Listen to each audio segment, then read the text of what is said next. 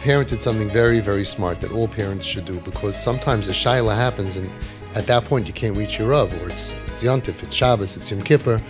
So you have to know in advance what the rules are, right? Chayla sheyesh bei sakana, Chal Shabbos. You need a category. So there was a family, very, very smart. Reb Shmuel Kamenetsky Shlita, my Rosh Yeshiva, was in LA. They went online to him. They said, can we call you with Avi?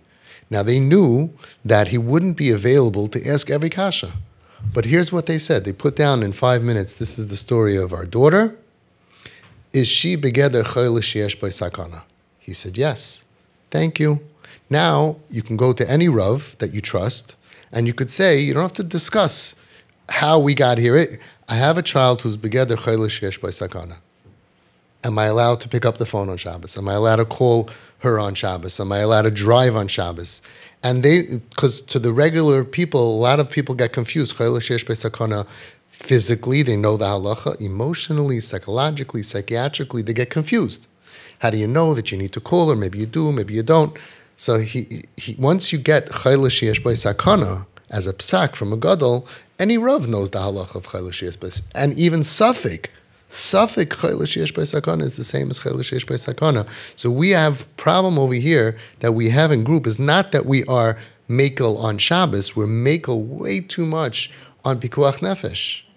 It has to be part of like a Hatzalah training. Hatzalah knows the training. They know they're not allowed to even think in their mind for 1 second. It's not Shabbos now, it's Tuesday. And we have parents that they know that the kid was suicidal or is in a matzav of sakana or whatever, and they got the psak from the Rav, and they'll still push it off, and they'll try this. Now, of course, you listen to your Das Torah.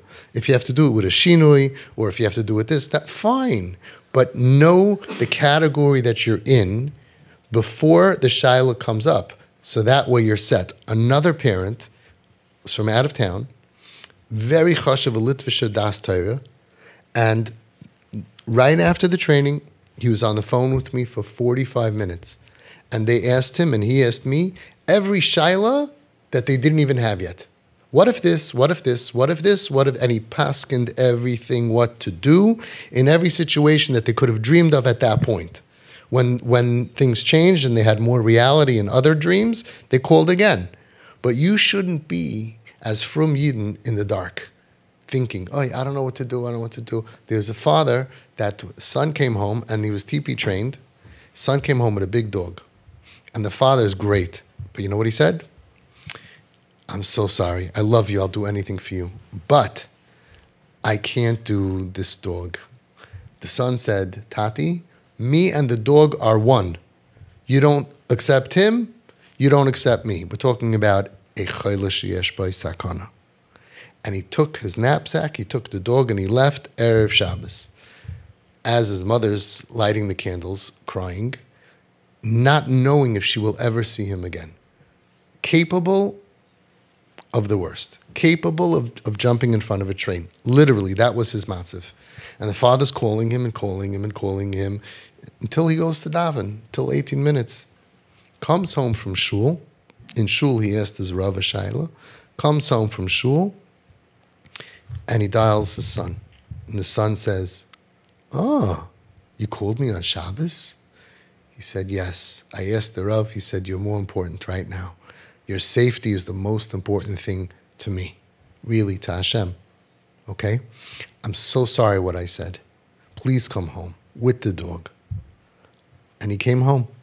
He didn't answer the call before Shabbos. But when he saw that, oh, you're calling me on Shabbos, that means you do like me. You are willing to sacrifice something for me. Now, what he didn't realize is it wasn't a sacrifice. He was doing Ratzon Hashem.